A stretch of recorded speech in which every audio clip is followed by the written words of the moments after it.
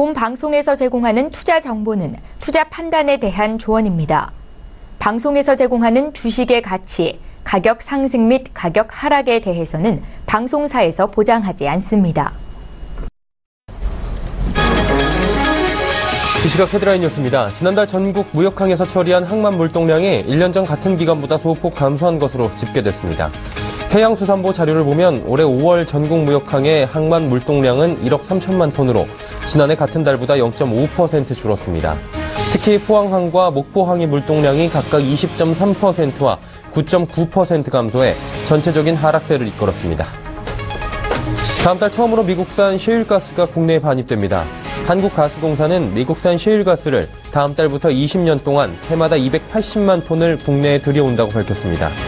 가스공사는 지난 2012년 셰니어 에너지가 지분 100%를 보유한 사빈패스와 LNG 매매 계약을 체결해 아시아 최초로 미국산 셰일가스 물량을 확보했습니다. 가뭄과 폭염으로 감자와 양파 등 밭작물 수확량이 줄며 가격이 급등하고 있습니다. 한국농수산식품유통공사 조사 결과 양파 1kg 가격은 1년 전보다 27%가 넘게 오른 1,975원에 거래됐습니다. 당근과 풋고추 값도 1년 전보다 적게는 15%에서 많게는 27%까지 상승했습니다. 특히 노지감자는 출하가 본격화되고 있지만 별의 가격이 11% 넘게 올라 2,910원에 팔리고 있습니다. 이랜드그룹이 퇴근 이후 업무 지시를 차단하는 캠페인 전개에 나섭니다. 이에 따라 휴가나 대휴 등 쉬는 날과 퇴근 시간 이후에 소셜 네트워크 서비스나 메일, 전화, 문자 등을 통한 연락이 금지됩니다. 새로운 업무 지시는 될 수 있는 대로 일과 시작 시간에 요청해야 하고 퇴근 시간 임박해 업무를 지시하는 것도 안 됩니다. 다만 인명사고와 온라인 관련 돌발 상황 등 긴급한 상황이 발생할 땐 별표 문자 표시를 문장 맨 앞에 표기해 부득이 연락할 수밖에 없는 상황임을 알리도록 했습니다.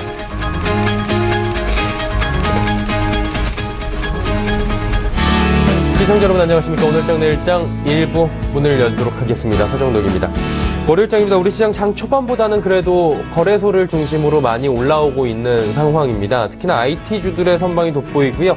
삼성전자 신고가 행진 오늘 다시금 이어가고 있는 상황입니다. 그러다 보니 코스피 시장도 덩달아 신고가 경신해서 올라가고 있는 모습입니다. 그리고 이제 실적 시즌이 다가오고 있는데요. IT주들의 실적이 좋을 거라는 예상에 힘입어서 일부 IT 종목들은 52주 신고가 경신하고 있습니다. 특히나 삼성전기의 상승 등이 오늘 눈에 굉장히 띄고 있습니다. 하지만 코스닥 시장의 지지부진한 모습들 그리고 IT주들을 제외한 타 종목들의 소외는 여전한 우리 시장인 것 같습니다. 역시나 오늘장의 특징은 일부 가는 종목들만 가고 있다. 그래서 지수가 좀 체감하기 힘들다라는 부분일 것 같은데요. 이번 한 주간에 또 주간으로 볼 일은 한미 정상회담부터 셰일가스가 또 반입이 된다는 또 여러 가지 이슈들이 굵직한 이슈들이 산적해 있습니다. 이 이슈들을 대비하면서 한 주간의 주간 전략 잘 세워봐야 될 텐데요. 오늘장 내일장 일부에서 함께 해보시길 바랍니다.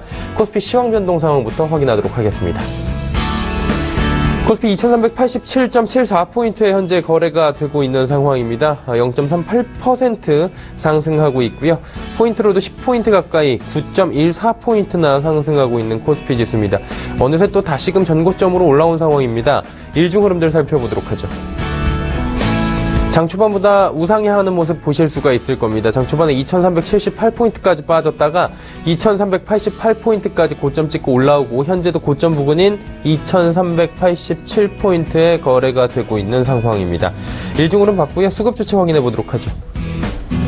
개인만 삽니다. 528억 원 개인이 사고요. 기관 외국인 파는데 기관이 664억 원, 외국인이 319억 원 순매도합니다. 기관 가운데서는 금융투자만이 454억 원 순매수하고 투신이 261억 원, 연기금에 296억 원 각각 매도 포지션 취하고 있습니다. 시총 상위주들 만나보도록 하죠. 삼성전자 오늘 240만 원 다시 터치를 했고요. 신고가 경신했습니다. 현재도 1.34% 상승하고요. SK하이닉스 역시 2% 넘게 상승합니다. 66,000원대 다시금 터치하고 있는 상황입니다. 현대차 보합권, 네이버도 소폭 상승합니다. 다음 살펴보도록 하죠. 한국전력 약보합권입니다. 삼성물산 14만원대 다시 터치했고요. 현대모비스 1% 정도의 낙폭이 있습니다. 포스코도 27만원대는 지지를 받고요. 신한지주 약보합권에서 움직입니다. 오늘 금융주들 전체적으로 보합 내지 약보합권인데요. 다음 살펴보면 나오겠죠. 자, 삼성생명은 0.4%대 상승하지만 KB금융은 0.5%대 소폭 하락 이어갑니다. SK텔레콤, SK는 0.39%, 0.72% 소폭 상승하고 LG화학은 약보합권에서 현재 거래가 되고 있는 상황입니다. 코스닥으로 가보도록 하죠. 코스닥 시장은 보합권입니다. 668.93포인트 딱 정말 말 그대로 지수의 변동 없이 보합권까지 지금 내려온 상황인데요. 일중 흐름들 살펴보도록 하죠. 코스닥 같은 경우에도 장 초반에는 670포인트에서 갭상승 출발을 했는데 이내 668포인트까지 상승분 내줬습니다. 그리고 다시 올라오긴 하는데 이렇다 할 상승 흐름은 가져가지 못하고 있는 현재 추세입니다. 668부터 670까지 박스권에서 현재 움직이고 있고요. 위아래의 등락은 그다지 크지 않은 코스닥 지수입니다. 이렇다 할 모멘텀이 안 보이고 있는 상황이죠. 자, 수급주 참호 확인해 보도록 하죠. 개인 기관이 사고 외국인이 팝니다. 그런데 보시다시피 거래량이 그렇게 많지가 않습니다. 개인이 62억 원 사고요. 기관이 19억 원 삽니다. 외국인은 49억 원 팔고 있고요. 금융투자가 24억 원, 연기금이 20억 원 각각 삽니다. 시가총액 상위 종목들 살펴보도록 하죠. 셀트리온이 1.15% 상승합니다. 하지만 카카오, 메디톡스, CJNM, 로엔, 보합 내지 2%까지의 메디톡스의 하락이 지금 눈에 띕니다. 6위부터 10위 살펴보죠. SK머티리얼즈도 소폭 하락하고요. 코미판만이 1.25% 상승합니다. 슈젤, 바이로메드, 컴투스 하락하고요. 오늘 바이오주들이 전체적으로 낙폭이 조금 보이는 상황입니다. 슈젤, 바이로메드 1%에서 2%대의 낙폭이 있는 상황이죠. 다음 살펴보도록 하죠. GS홈쇼핑 상승하고요. 코롱생명과학, 워닝 IPS, 신라젠까지 모두 소폭 상승합니다. 하지만 파라다이스는 15,000원이 지금 살짝 붕괴가 되어 있는 상황입니다. 원달러 환율의 흐름 살펴보도록 하겠습니다. 원달러 환율 1134원 50전에 거래가 됩니다. 원달러 환율의 변동폭이 최근 들어서 굉장히 커졌습니다. 오늘은 원달러 환율 0.38% 하락하면서 원화 강세가 나타나고 있습니다. 1140원이 쉽게 또 무너졌네요. 국내 양 증시 흐름 여기까지 살펴보도록 하겠습니다.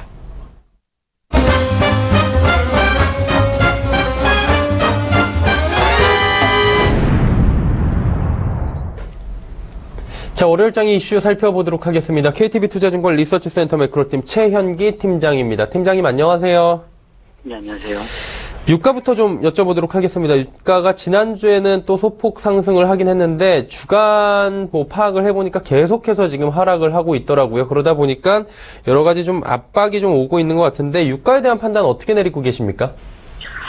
이제 말씀하신 대로 이제 최근 이제 유가가 배럴당 한 42달러, 43달러 수준까지 지금 하락해 있는 상황인데요. 뭐 고점 배럴당 54달러 수준이라고 놓고 보면 지금 고점 대비 20% 정도 넘게 하락해 있는 상황이고요. 지금 뭐 유가만 놓고 보면 뭐 원유 시장이 좀 약세장 지금 진입하는 구간이지 않나라고 생각을 좀 하고 있습니다.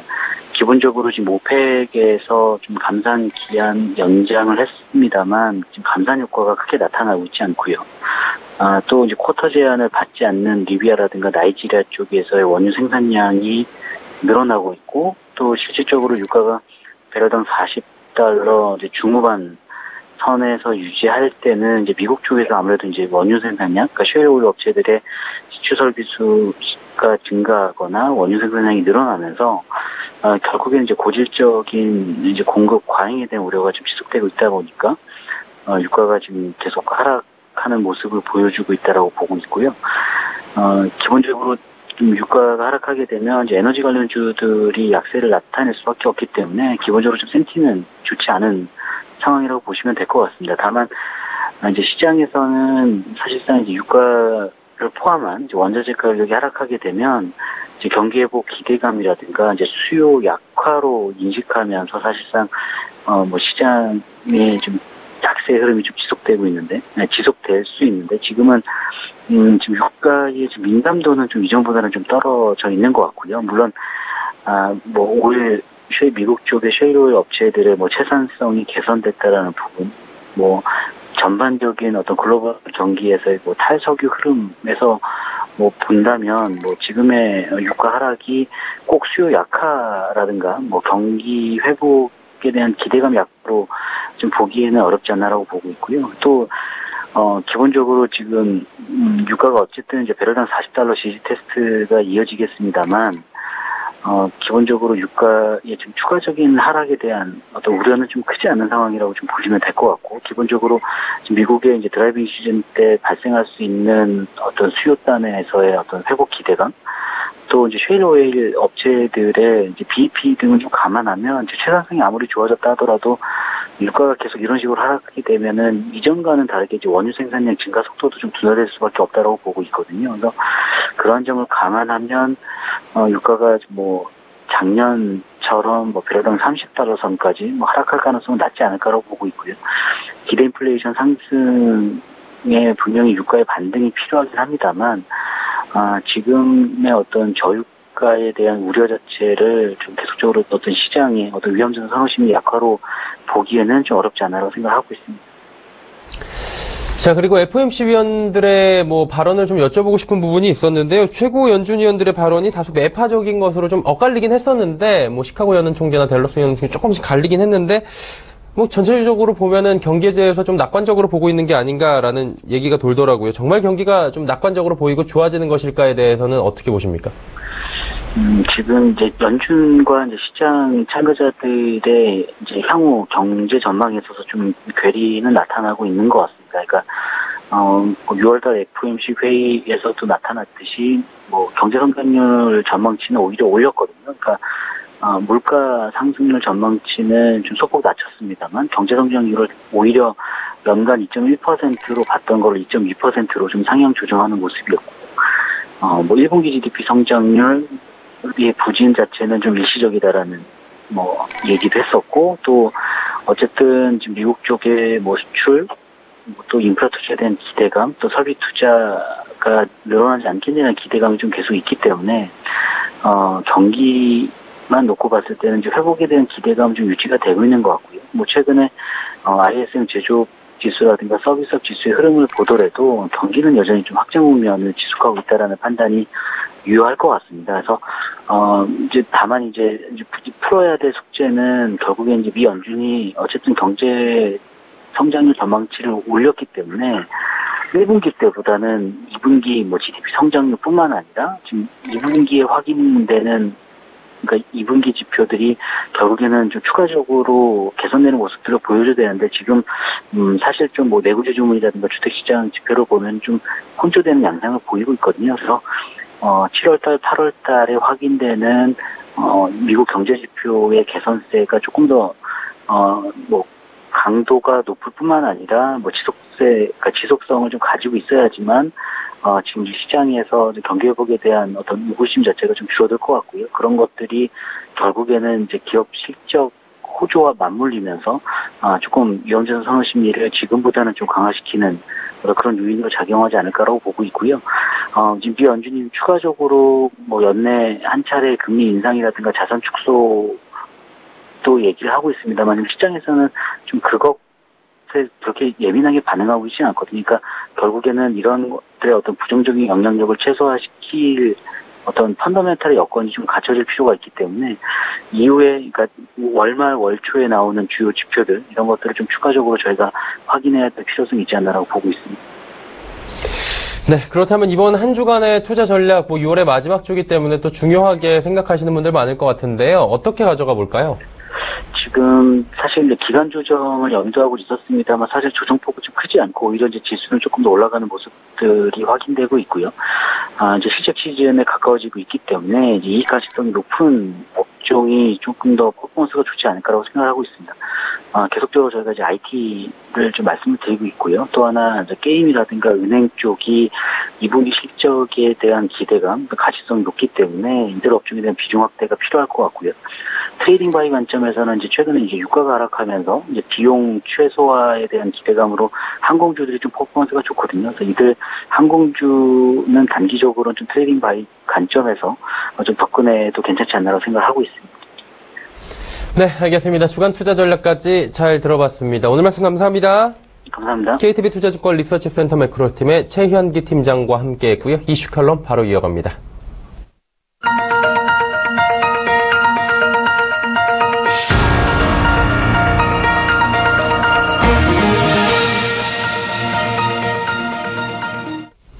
마켓 리더들과 함께하는 시간 이슈 칼럼 시간입니다. 오늘은 미중산업경제연구소 조용찬 소장과 함께합니다. 소장님 안녕하세요. 예, 안녕하십니까. 네, 미국 쪽으로 먼저 가서 좀 여쭤보도록 하겠습니다. 워싱턴에서는 러시아 스캔들, 러시아 게이트가 가장 큰 화두고 이슈고 또 여러 가지 리스크가 있는 것 같은데 뉴욕에서는 옐런 의장에 이어서 차기 의장이 누가 될 것이냐 이 부분에 사람들의 또 촉각이 곤두서 있다고 합니다. 차기 의장으로 물망에 오르내리고 있는 사람들이 하마평에 오른 사람들이 분명히 있을 것 같고요. 차기 의장이 또 직면할 당장 취임하게 되면 과제들이 있을 것 같은데 어떤가요? 아무래도 현재 상태에서는 누가 될지 아직 추정하기는 조금 이른 시점입니다. 하지만 월가에서는 존 테일러 교수라든지 케빈 월슈 전 FRB 의장 그리고 게리 콘 국가경제회의 의장이 차기 의장이 될 가능성이 높다고 지금 거론하고 있는데요. 누가 차기 의장이 되든지 간에 앨런 의장보다는 더 무겁고 시급하게 결정해야 될 과제를 많이 떠안고 있기 때문에 상당히 힘든 직책이 될 것으로 보여집니다. 그중에서도 가장 먼저 해야 될 것은 미국의 장기 경제 성장이 정체에 지금 빠져 있기 때문에 잠재 성장률이 어느 수준까지 내려왔는지를 알기 위해서 자연 이자율에 대한 판별이 가장 시급한 사항인데요. 미국의 자연 이자율은 2%지만 현재는 1% 전후로 지금 하락한 것으로 나오고 있습니다. 그만큼 미국 경제가 충격에 취약하다는 뜻인데요. 이 때문에 선제적으로 통화정책을 끌고 나가기 위해서는 비전통적 통화정책 수단도 점차 한계에 봉착하고 있다는 점에서는 앞으로 상당히 많은 논쟁들이 있을 거로 보여집니다. 둘째는 현재 96개월째 이어지고 있는 미국의 경기 확장인데요. 아무래도 차기 의장 임기 중에는 분명히 경기 후퇴 국면으로 바뀌게 된다는 겁니다.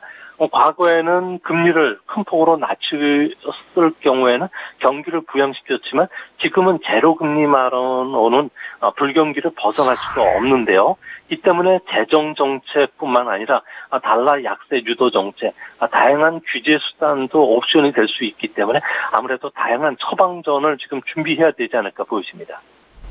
그렇다면 이제 월가에서 거론되는 말씀하셨던 인물들 중에서 그래도 어떤 사람이 차기 의장이 될 것이냐에 대해서는 의견은 분분하겠지만 누가 조금 더 높다고 보십니까? 네, 트럼프가 차기 의장의 임명권을 갖고 있기 때문에 트럼프가 찾는 사람은 구로다 일본은행 총재처럼 아베 돌격대장 스타일을 선호하고 있습니다. 이 때문에 월가에서는 가장 유력한 후보로는 게리 콘 국가경제회의 위원장을 꼽고 있는데요. 골드만삭스 출신으로 금융시장에 정통하고요. 또 자유무역을 지지하고 있기 때문에 공화당 내에서 반대 의견이 적다는 점이 장점으로 꼽히고 있습니다. 무엇보다도 전임 FRB 의장보다도 지금은 정치적 압력에 많이 노출되고 있기 때문에 트럼프와 긴밀하게 소통할 수 있는 측면에서는 게리 콘이 가장 유력한 것으로 보여지고요. 트럼프 입장에서는 내년 중간선거 또 2020년 대선까지는 아무래도 금융 완화 정책을 통해서 뭔가 성과를 보여준다는 강박관념을 갖고 있기 때문에 아무래도 게리 콘을 좀 유력하지 않을까 보여지는데요. 게리 콘이 되더라도 금융 정책은 과학이 아니라는 예술이라는 FRB 전통에 따라서 경기 화랑기에는 금리를 좀 인상해뒀다가 불황기에는 통화 정책 완화라는 탄약을 충분히 공급해줘야 되지 않을까 보여집니다. 그렇다면 지금 조금 전에 화면에서도 저희가 나갔는데 옐런 의장의 연임 가능성에 대해서도 사실 좀 열어두면서 예전엔 이야기했던 걸로 알고 있는데 어때요? 연임 가능성은 없나요? 네, 연임 가능성은 없는 것은 아니지만 트럼프 대통령이 금융정책과 무관한 인물을 지명하는 정도의 낮은 확률이라고 합니다. 옐런 의장이 내년 1월 말 임기를 마치고 퇴임하면은 임기 일수가 728일에 불과하기 때문에 아무래도 78년에 취임했다가 79년에 퇴임한 밀러 의장 이후에 역대 두 번째로 단명한 의장이 될 것이라고 합니다.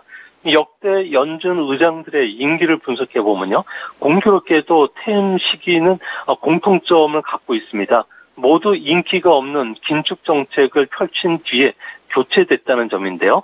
그린스펀 같은 경우에도 9차례 연속 금리 인상을 단행하는 시기에 부시 대통령 입장에서 껄끄러울 수밖에 없기 때문에 2006년 1월 말에 퇴임했고요. 버냉키 의장 같은 경우에도 국제금융시장을 혼란스럽게 만들었던 테이퍼링 발언 이후에 임기를 이기 시작하는 오바마 대통령에 의해서 밀러 국장과 함께 교체가 되기도 했습니다. 앨런 의장 같은 경우에도 저금리 정책 3% 성장 목표를 내건 트럼프와는 껄끄러운 관계가 있기 때문에 아무래도 이번에 금융 정상화를 추진한 가운데 해임되지 않을까 이렇게 보여집니다. 일단 연임 가능성에 대해서는 높게 점치지는 않고 계시는 것 같고요. 최근 글로벌 증시 전체적으로 한번 여쭤보도록 하겠습니다. 움직임을 보니까 지속적으로 조정 없이 상승을 한다, 이런 얘기들이 많더라고요. 그리고 글로벌 증시 자체가 좀 동조화 현상을 커플링을 이뤄서 올라가고 있다라고 하는데 이게 뚜렷하게 이런 움직임을 보이는 이유가 있습니까? 아무래도 세계 경제를 보면 선진국뿐만 아니라 신흥국의 모든 경기 회복세가 같이 찾아왔기 때문에 그런데요. 5년에 한 번 정도 찾아오는 아주 드문 현상입니다. 세계 주요 증시가 조정 없이 계속 상승세를 타는 것은 아무래도 신흥국을 포함한 세계 경기가 지금처럼 경기 순환적인 확장 국면에 계속 들어갈 것으로 보고 있기 때문에 그런데요. 이 때문에 기업 실적은 계속 상향 조정이 되고 있고요. 이에 고무된 시장 참가자들이 주시장으로 속속 유입되고 있기 때문에 그렇습니다. 지역별로 보면은 2007년은 모든 주요 지역에서 주식시장의 투자 수익률이 플러스를 보이고 있는데요. 이는 2010년 이후에 처음 보는 현상입니다. 향후 세계 경제를 보면은 미국과 유럽이 금융 완화 정책을 좀 축소하고요. 구미 국가의 정치 불확실성 그리고 중국도 가을철 당대의 뒤에는 재정 자극 정책을 후퇴할 것으로 보여지기 때문에 경기 확장 국면이 머지않아 마무리될 가능성이 있다는 점에서는 아무래도 이런 부분들과 관련해서는 좀 주목하셔서 참고하셔야 되지 않을까 생각이 듭니다. 그렇다면 이제 세계 증시 움직임은 수익률, 기업의 밸류에이션 이런 게 달려 있다고 하는데 그 세계 주요 지역에서 이것들이 우상향을 모두 할 수 있다고 보시니까 좀 어렵겠죠? 네, 올해 세계 주요 지역의 전체 순이익 증가율을 보면 2010년 이후에 처음으로 플러스로 돌아섰는데요. 2018년에도 이런 상승 추세는 이어질 것으로 보여집니다. 미국을 필두로 해서 선진국 증시의 그 밸류에이션에 대한 경계감을 지적하는 목소리들이 있는 것은 사실인데요. 하지만 일본이라든지 유럽 증시 같은 경우에는 밸류에이션 면에서는 미국에 비해서도 상대적인 매력이 아직 높고요. 또 전체 선진국 증시의 예상 주가 수익률 같은 경우에는 17.5배로 장기 평균과의 그 괴리감이 거의 없는 상태입니다. 특히 과거 2년 정도의 그 밸류에이션은 장기 평균을 전후한 수준에 지금 머물고 있기 때문에 현재 주가 상승이 밸류에이션의 버블을 수반한 게 아닌 만큼 이익 증가가 계속되는 한 안정된 상승 흐름은 좀 이어지지 않을까 보여집니다. 일본 한번 여쭤보면 지난주 일본 니케이 평균 주가가 2만엔 회복을 했다고 합니다. 잃어버린 20년의 상징처럼 돼왔던 게 이 주식시장인데 침체가 굉장히 길었어요. 이 이유를 어디서 저희가 구체적으로 찾아볼 수 있을까요? 네, 과거 그 20년간 니케이 평균 주가가 2만엔 선을 돌파한 것은 일시적으로 몇 번 있었는데요. 이 당시에 그 돌파가 짧았던 것은 경기 부양책에 따른 일시적인 회복이었기 때문에 그렇습니다.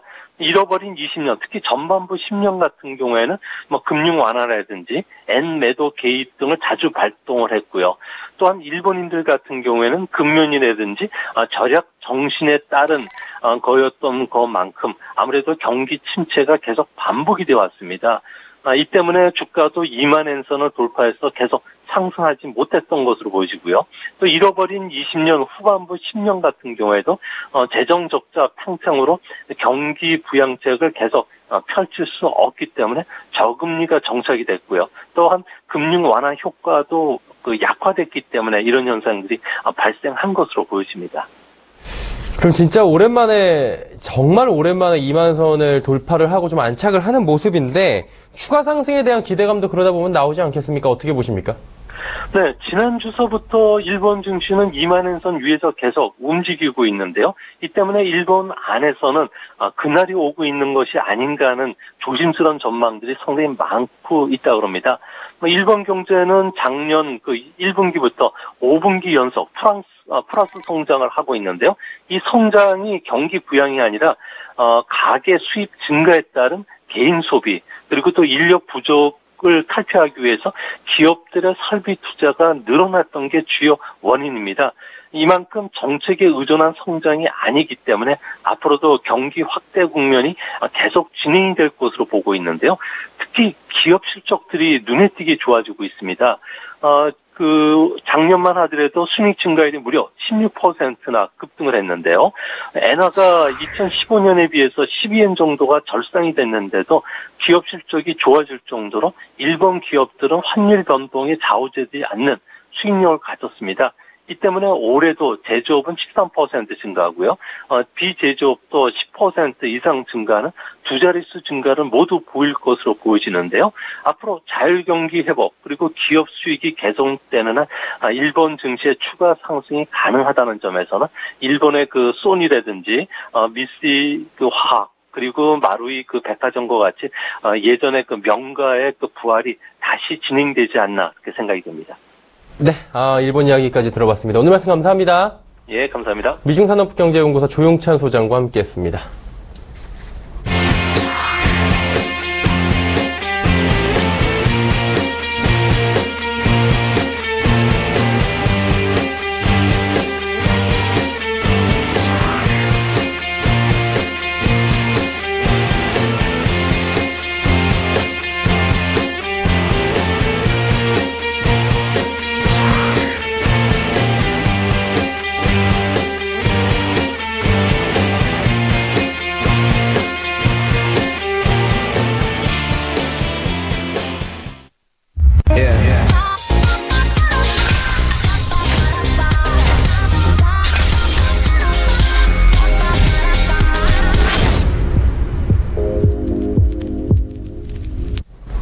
평택 촌놈의 정석투자 시간입니다. 정호영 대표와 함께합니다. 안녕하세요.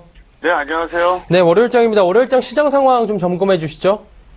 네, 오늘은 세 가지 다 신고가를 기록한 상태입니다.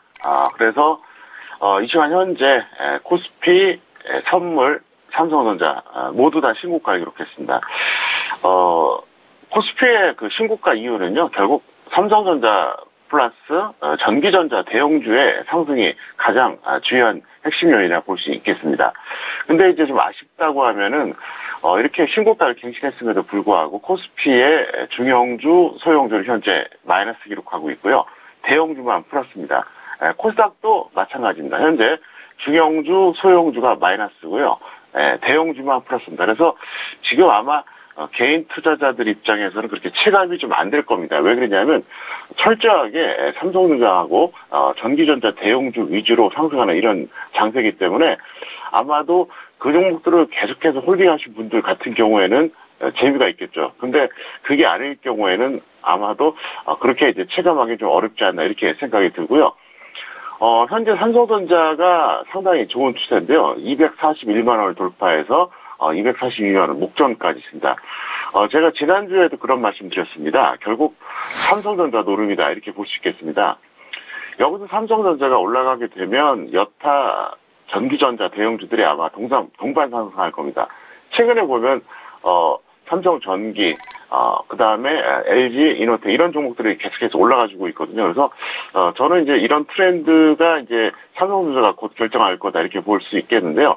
만약에 여기서 지수가 올라간다 그러면 뭐 어쩔 수 없이 전기전자 대형주라든가 코스닥 반도체 관련주 같은 경우에는 여러분들이 21선 이하에서 눌림목 매수해 주시는 게 나을 것 같고요. 그게 아니면 관망하는 게 좋은데 일단 뭐 종목 장세를 대비해서 여러분들이 뭐 중소형주라든가 대형주라든가 전반적으로 매수하는 건 반대는 안 합니다. 근데 저는 이제 좀 우려하는 게 뭐냐면 항상 이렇게 장이 좋을 때 그 초보자들이 등장을 많이 합니다. 그래서 제가 언젠가 한번 그런 말씀 드렸었죠. 제가 현재 이렇게 장을 보다 보니까 어떤 생각이 드냐면 올해 2017년하고 18년이 마치 과거에 1999년, 2000년 그리고 2007년과 2008년 이 장세가 연상이 된다 이렇게 말씀드린 적이 있어요. 그게 뭐냐면요. 1999년에 상당히 버블이 있었죠. 그리고 2000년에 한번 급락해주고요. 또 역시 2007년에 최초로 2000포인트 돌파했습니다. 그리고 2008년에 완전히 망가졌잖아요. 제 판단으로는 아마도 올해하고 내년 사이클이 그렇게 될 겁니다. 그래서 제가 이제 가장 걱정하는 게 그거예요. 초보자들이에요. 경력이 있는 분들은 여기서 계속 매매를 하다가 단기도 하고 또 예를 들어서 아니다 싶으면 좀 줄이기도 하고 이럴 텐데 분명히 대다수의 초보자들은 제가 그 속성을 잘 알고 있습니다. 처음부터 100% 배팅은 안 해요. 처음에 이제 20% 배팅하다 나중에 종목이 2개, 3개, 5개 늘어나는데 제가 그것만 부탁드릴게요. 여기서 지수가 더 가든 말든 딱 한 가지만 부탁드리고 싶은 게 뭐냐면요. 그거예요. 종목수하고 비중 조절하는 것만 좀 연습을 좀 하시라는 거죠. 아직 먼 얘기겠지만 일단 지금 여러분들이 그거는 준비하시는 게 좋을 것 같고요. 일단 삼성전자가 여기서 결론적으로 말씀드리면 계속 간다 그러면 지수가 좀 더 올라갈 수 있어요. 다만 이게 계속 가든 아니면 뭐 어떻게 되든 간에 조정이 나오긴 하는데 이렇게 되면 나중에 조정받을 때 그 하락의 어떤 크기는 좀 약간 클 수 있다. 이 점을 염두에 두시고 그러니까 양쪽을 다 생각하시면서 대응하자. 이게 핵심 포인트입니다. 네, 양쪽을 다 지금 체크를 해야 된다라고 말씀해 주셨는데 그렇다면 그런 관점에서 어떤 업종, 어떤 테마에 관심을 갖는 게 좋을지 정리 한번 부탁드립니다. 네, 업종은 역시 코스피 전기전자입니다. 그래서 제가 볼 때는 코스피 전기전자 중에서 최근에 뭐 LG 이노텍이라든가 삼성전기 이런 것들 좋았었는데요. 중소형주들 한번 순환매 해보시기 바라겠고요. 테마주는 내연 저감 장치로 이제 삼화전기가 오늘 좋았었는데요. 역시 삼화 관련주들이 다 좋아요. 근데 어쨌든 현재 여러분들이 이렇게 보시면 돼요. 코스피로 본다 그러면 전기전자, 코스닥으로 본다 그러면 반도체, 테마주로 본다 그러면 역시 전기전자하고 연관된 테마주들 이게 결국은 좋으니까 그쪽에서 여러분들이 늘목 매수해 보시길 바라겠습니다. 그렇다면 조금 더 들어가서 눈여겨볼 만한 종목들이 있나요? 네. 우량주는 먼저 말씀드릴게요. KT 같은 경우에는 보유자 매도하시고요. 미보유자는 직장인 단기로 120선 접근해 주시기 바라겠습니다. 에이블 CNC 같은 경우에는요. 지금 갖고 있다면 굳이 던지지 마세요. 홀딩하세요. 다만 미보유자는 화장품주 다른 종목 중에서 택일을 해주세요. 어차피 수요일이면은 이제 그 한미 정상회담 때문에 미국에 가지 않습니까? 문재인 대통령이. 그래서 아마도 제가 볼 때는 한번 단발성으로 올라가지 않을까 이렇게 보고 있겠고요. 개별주는 첫 번째 빅솔론입니다. 이 종목은 그냥 홀딩해 주세요. 미보유자는 전업단기로 5일선 들어가 보시기 바라겠고요. 서울대학 같은 경우는 최근에 단기 엄청나게 급등했어요. 그래서 일단 보유자 매도 관점이 좋다 이렇게 볼 수가 있겠고요.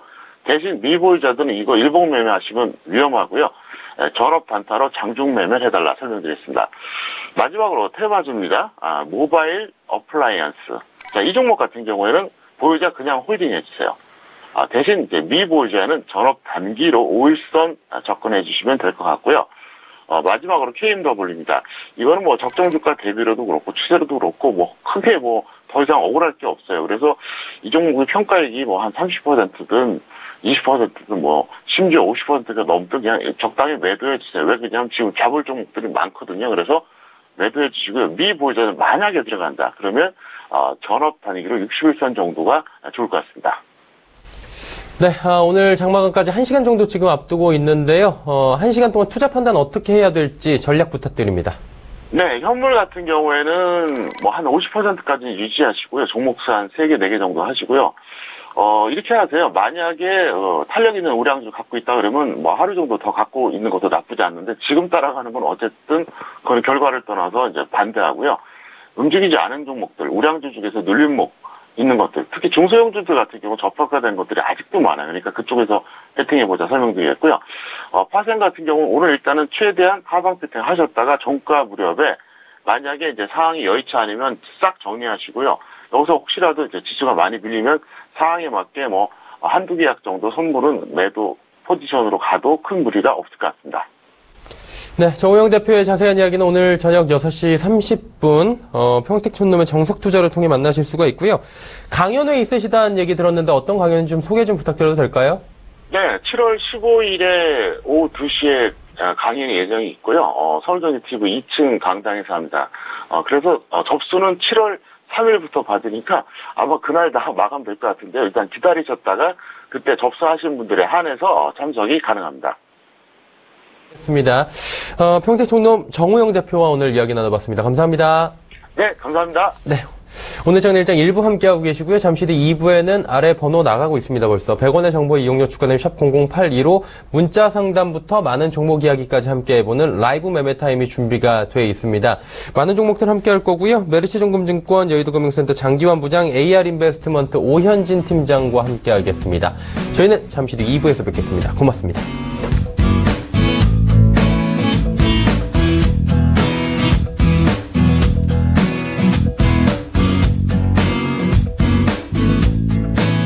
본 방송에서 제공하는 투자 정보는 투자 판단에 대한 조언입니다.